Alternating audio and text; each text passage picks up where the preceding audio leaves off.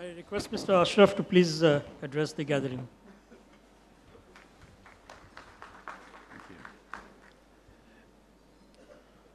Mr. MC, dignitaries, respected elders, ladies and gentlemen, I think at the outset, I must place on record my sincere appreciation for those who have facilitated that I can address you, and indeed, you being an audience. Most of you that know Mr. Chandramogan will know that whatever he says, you need to discount by 25%. Such is his kindness in times of goodness. I've not been given a script or a brief of what I need to talk about, but Mr. Chandramogan just gave me a little hint now as to our model. But before I get to that, the thing we should know is that we're in the business of happiness. The ice cream business is not selling ice cream. Ice cream and happiness is synonymous to the same thing. I know for sure that if I want to make people happy, I never want to be a leader. I want to instead sell ice cream. Because as you know, being leaders, you've got to give people bad news, like saying that we're going to charge you 18% GST from all sales of ice cream going forward.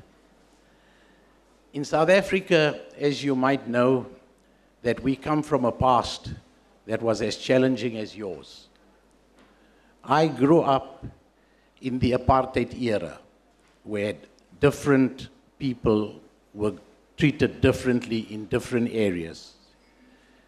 Those that have not experienced that would be very difficult to understand how challenging that is. My great-grandfather, of course, came from a place called Dabel, which is in Surat, near Navsari. And of course, he came as a sugarcane worker, which most Gujaratis came to South Africa for, more than 160 years ago. They came to do two kinds of work in South Africa. One was, of course, on the sugarcane, and the other, what is known as a coolie, which was working on the stations carrying handbags. So needless to say that we don't come from inherent wealth. But if you take the Indian community of South Africa, of which we number about 1 million now, have done exceptionally well. In fact, I would easily say that we at the very top of South Africa. And I recall having been the subject of a discussion with Unilever when they went into a strategy meeting and they were wondering how we could sell a Magnum for under 5 Rand. That's under 25 rupees. And they sell the same Magnum for just over 100 rupees. I sent them a very special message back when they questioned how sustainable our model was. And that was some 24 years ago. And 28 years later, we are still in business, selling that Magnum for, as I said, under 25 rupees. And my message to them was very simple. When I come to your corporate offices, you will literally see too many chiefs and not enough Indians. At our offices, you will literally see a hell of a lot of Indians running around. While we're on the subject of Nestle, I think it is very important that you speak and meet as a collective in a congress like this. About half an hour ago, I asked Mr. Chandramogan why Unilever is conspicuous by their absence in a congress like this. And he gave me a brief explanation as to how multi-players they are and how ice cream is a very small side of their business. But don't be fooled by this. As you can see, you are consuming one of the lowest consumption rate of ice creams in the world. 300 ml. In South Africa, we consume 6 liters.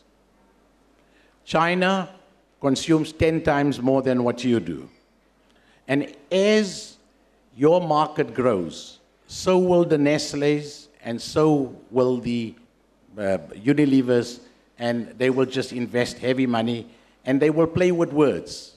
I recall back in South Africa, when we started being a problem for the Nestle's and the Unilevers, they lobbied government. And in South Africa, there was only 2 types of ice creams. One was called ice cream, and one was called sorbet. You could only call your product ice cream if you had no less than 10% butterfat in the product. Otherwise, you had to call it sorbet. No sooner had we adapted to that, they lobbied government when they were still affected, and they decided that no, we cannot call this sorbet anymore because it must have no less than 7.5% fat, even if it was vegetable fat, and you now must call it a frozen dessert. They then lobbied government further by saying any ice cream that has got 10% fat of any kind, butter and vegetable oil, you can call ice cream. And they hired the bar again, and they said, now if you can call it dairy ice cream, you must have a minimum of 10% butterfat.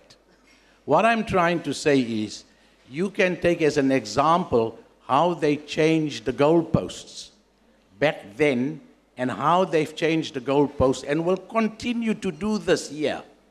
How they've entered your market by calling themselves now a frozen dessert.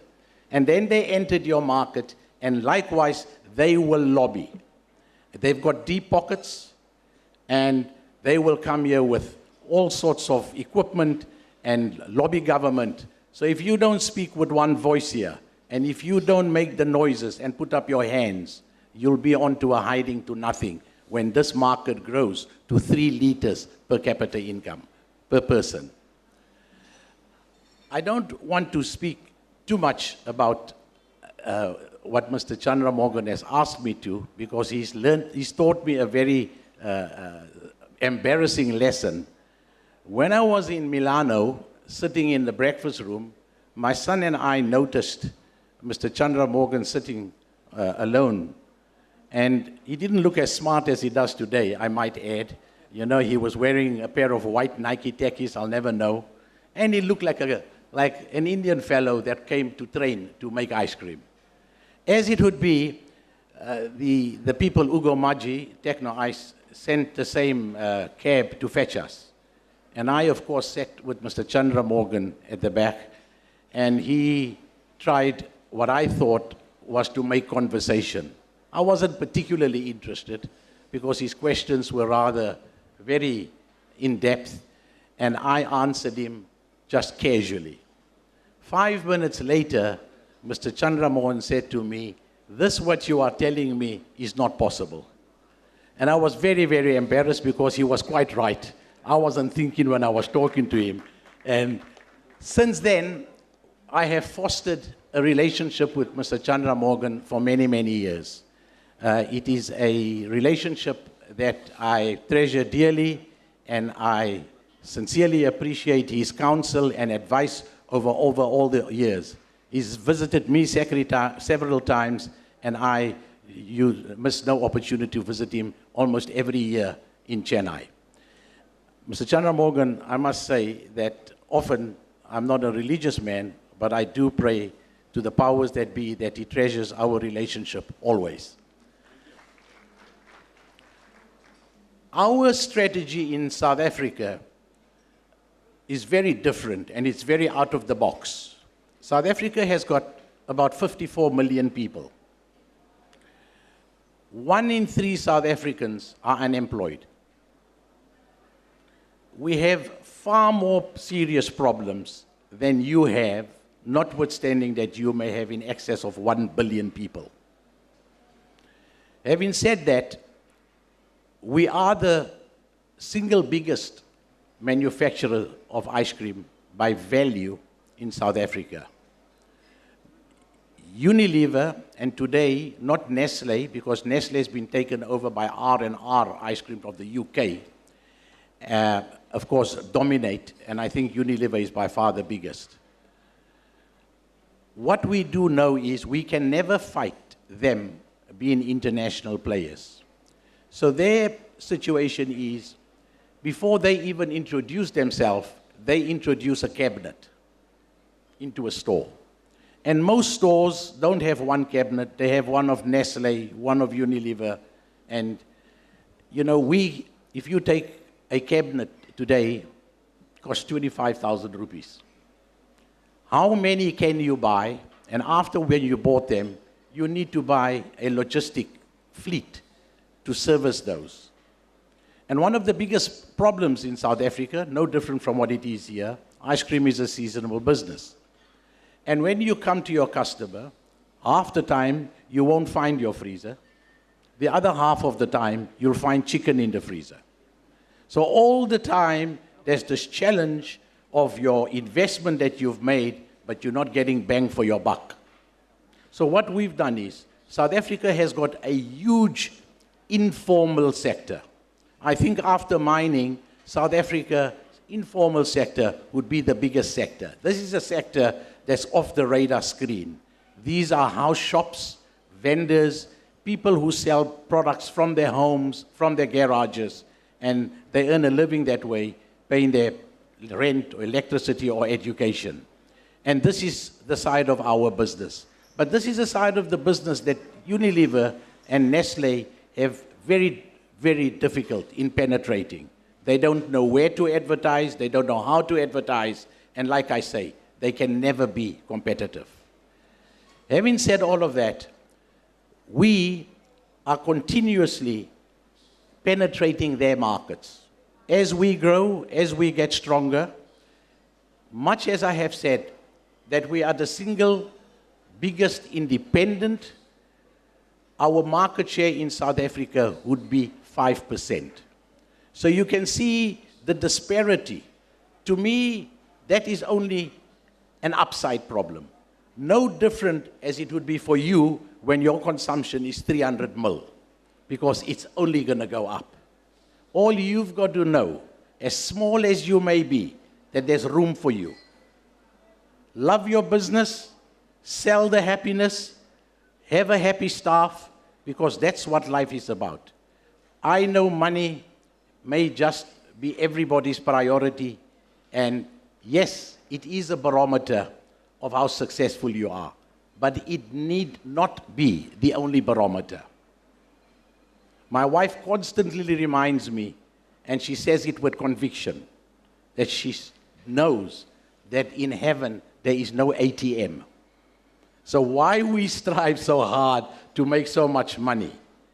I always remind my own children that I have been blessed to see many things in my life, almost the whole world. The one thing I've never been blessed to see is a hearse going to a graveyard, towing a safe. That will never happen. So ladies and gentlemen, once again, I'm privileged, I feel honored, I'm humbled to have been in your presence here, and I thank you very much.